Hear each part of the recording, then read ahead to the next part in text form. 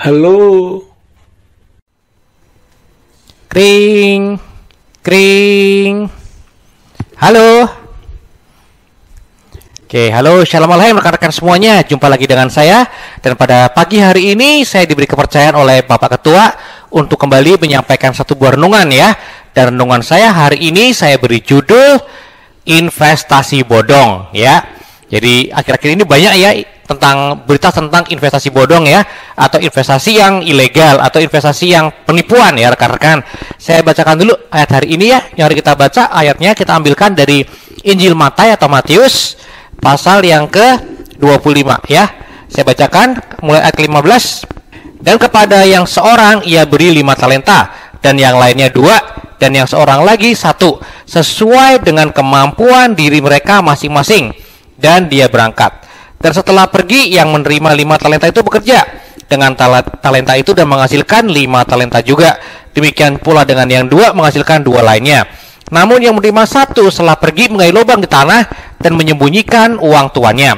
Dan sudah sekian lama datanglah tuan hamba-hamba itu dan mengadakan perhitungan dengan mereka. Dan yang telah menerima 5 talenta sambil mendekat, ia membawa 5 talenta lainnya. Saya berkata, Tuan, 5 talenta telah engkau serahkan kepadaku, lihatlah. Dengannya aku telah menghasilkan 5 talenta lain. Dan tuannya berkata kepadanya, baiklah, hai hamba yang baik dan setia, atas yang sedikit engkau telah setia, aku akan menetapkan engkau atas yang banyak. Masuklah dalam sukacita tuanmu. Dan yang telah menerima 2 talenta sambil mendekat, ia berkata, Tuan, 2 talenta engkau telah menyerahkan kepadaku, lihatlah. Dengannya aku telah menghasilkan 2 talenta yang lain. Tuannya berkata, baiklah, hai hambaku yang baik dan setia, atas yang sedikit engkau telah setia, aku akan menetapkan engkau atas yang banyak. Masuklah dalam sukacita tuanmu. Dan juga yang telah menerima 1 talenta seraya mendekat, ia berkata, Tuan, aku mengenalmu bahwa engkau adalah orang yang keras, yang menuai di tempat engkau tidak menabur, dan yang mengumpulkan dari tempat engkau tidak menebar. Dan karena takut, setelah pergi aku menyembunyikan talentamu dalam tanah. Lihatlah, engkau tetap mempunyai milikmu ini. Namun saya menanggapi, tuannya berkata kepadanya, hai hamba yang jahat dan malas, engkau mengetahui bahwa aku menuai di tempat di mana aku tidak menabur, dan mengumpulkan dari tempat aku tidak menebar. Oleh karena itu, seharusnya lah engkau menanamkan uangku itu kepada yang menjalankan uang, dan ketika datang aku menerima milikku beserta bunganya. Sambil itu, ambillah talenta itu daripadanya, dan serahkanlah kepada yang punya 10 talenta. Sebab kepada setiap orang yang mempunyai dia akan diberi, dan dia akan berkelimpahan. Namun dari orang yang tidak mempunyai, bahkan apa yang dia miliki, hal itu akan diambil daripadanya. Dan campakkanlah hamba yang tidak berguna itu ke dalam kegelapan yang di luar. Di sana akan ada tangis dan kertak gigi. Di sana akan ada tangis dan kertak gigi. Oke, rekan-rekan semuanya, kalau kita membaca tentang kisah di Injil ini, sebuah perumpamaan ya rekan-rekan ya. Perumpamaan itu artinya apa? Pasti butuh penafsiran ya rekan-rekan. Tapi kalau kita nggak mau menafsirkan, talenta itu adalah uang ya. Talent itu adalah sebuah mata uang ya, koin, kalau ada yang bilang koin ya.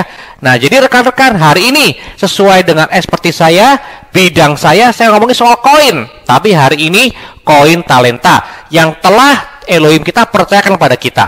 Nah rekan-rekan, saya hari ini mau bicara soal investasi bodong. Saya tahu ada orang-orang yang saat ini orang-orang jahat ya, yang menawarkan investasi bodong. Kenapa? Karena pandemi ini banyak orang tahu orang nggak bisa bekerja secara aktif, nggak boleh ketemu orang. Akibatnya apa? Nggak bisa untuk prospek, nggak bisa untuk closing, ya nggak bisa deal. Jadi banyak orang yang menawarkan investasi. Sayangnya banyak dari antaranya yang investasi bohong ya, investasi bodong atau investasi yang palsu, penipuan ya rekan-rekan. Yang asli juga ada, tapi banyak yang palsu rekan-rekan. Nah, kalau kita menginvestasikan uang kita ke dalam investasi palsu, misalnya apa? Robot trading ya, itu kelihatannya enak banget ya. Kita tinggal taruh uang, kalau kita ngopi aja secara otomatis, kita ngopi cara tradingnya orang-orang yang udah sukses ya, orang-orang jago. Kita copy doang rekan-rekan, otomatis lagi ya. Kita nggak perlu ngapa-ngapain, cuman softwarenya atau ada program komputer yang otomatis akan mengcopy bagaimana orang lain melakukan trading atau jual beli ya. Nah rekan-rekan, ini banyak sekali yang ternyata robot tradingnya itu ternyata bohongan ya, alias cuma penipuan aja.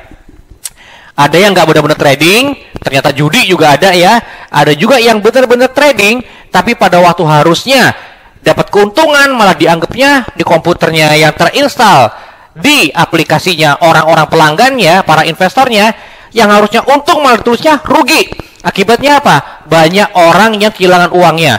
Bahkan ada satu perusahaan yang berhasil membangkrutkan ya 1 triliun rupiah uang investornya ya dalam 1 detik ya rekan-rekan. 1 T hilang, dibangkrutkan. Kenapa? Karena robot trading palsu rekan-rekan, atau robot trading yang penipuan. Nah, banyak orang-orang yang menawarkan investasi yang bodong ya, atau investasi yang bohongan, tipuan. Nah, rekan-rekan, hari ini kita belajar bahwa sama seperti para investor ya, Tuhan kita pun, Elohim kita pun juga menginvestasikan sesuatu dalam hidup kita. Nah, kalau ini bentuknya, ini yang saya mau ngomong sekarang adalah bentuknya tafsir ya rekan-rekan. Ada yang menafsirkan talenta itu bakat kita, ya boleh juga ya. Ada yang bilang talenta itu ya bener-bener uang kita, berkat-berkat jasmani daripada Bapak Yahweh. Bener juga. Tapi yang penting apa rekan-rekan? Anda mau pikir ini uang, Anda mau pikir ini talenta, atau apapun juga lah rekan-rekan ya. Kemampuan kita untuk melayani Tuhan, untuk kita berguna bagi orang lain, untuk berguna bagi gereja, atau apapun juga rekan-rekan. Atau waktu kita, boleh, itu kan tafsir ya. Tapi intinya rekan-rekan, semua orang, tuliskan tadi di ayat 15, semua hamba-hamba Tuhan, atau hamba-hamba Tuhan ini ya, ini cuma Tuhan ya kalau perumpamaan. Tapi kalau saya tafsirkan, Tuhan juga memberikan pada kita talenta atau modal ya rekan-rekannya, modal sesuai dengan kemampuan kita. Nah rekan-rekan, oleh karena itu yang ingin Tuhan dapatkan adalah apa? Profit, ada untungnya dong, karena udah memberkati kita ya dengan modal awal kita ya, sebagaimanapun dikitnya. Di sini dikatakan ya, di perumpamaan ini nggak ada yang banyak ya. Tuhannya berkata sedikit ya. 5 talenta pun dikatakan apa? Setiap dalam hal yang sedikit. Jadi 5 talenta pun sedikit. Jadi kalau Anda punya kekayaan jasmani, Anda punya bakat-bakat, orang bilang Anda bakatnya luar biasa, hebat banget ya, banyak bakatnya. Tapi ingat, buat Bapak Yahweh, buat Elohim kita itu sedikit ya. Jadi nggak layak untuk kita sombongkan. Kekayaan jasmani pun rekan-rekan, berkat-berkat jasmani pun yang telah Tuhan berikan pada kita, itu pun rekan-rekan bagi Tuhan itu dikit.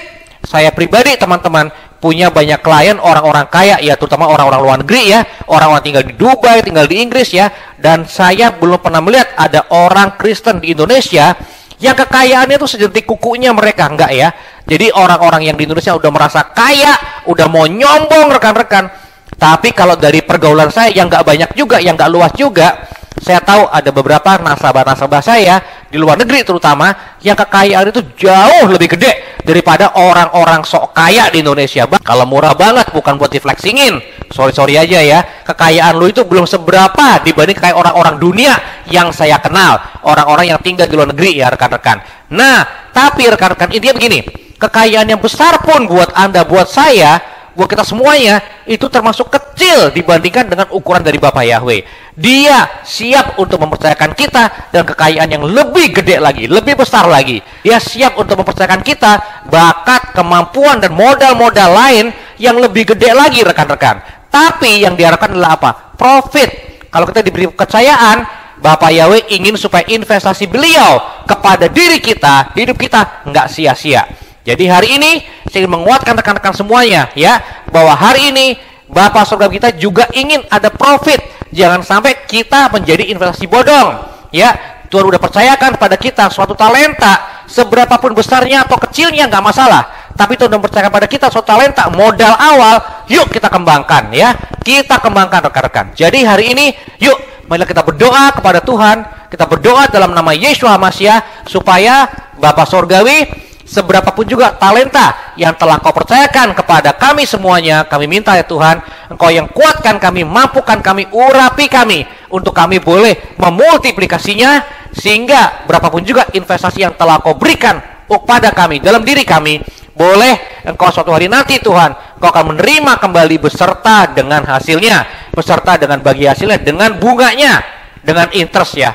Terima kasih Bapak Yahweh, kami mengucap syukur dalam nama Yesus HaMashiach. Jadikan kami anak-anak-Mu Tuhan, hamba-hamba-Mu yang setia dan menyenangkan hati-Mu, memberikan kepadamu Tuhan apa yang telah menjadi bagian-Mu, telah akan memberikan kepadamu Tuhan, mengembalikan talenta yang telah Kau percayakan dalam hidup kami, sehingga Engkau boleh menerima Tuhan diri kami sebagai investasi yang gak bodong, investasi yang menghasilkan, investasi yang menguntungkan. Semua Tuhan yang telah Kau berikan pada kami berdoa ya Bapa, Engkau yang akan multiplikasinya Tuhan menjadi berkat buat kemuliaan nama-Mu. Dalam nama Yesus HaMashiach, Bapak Yahweh, Besem Yeshua Mashiach memberkati kita semua. Haleluya. Amin.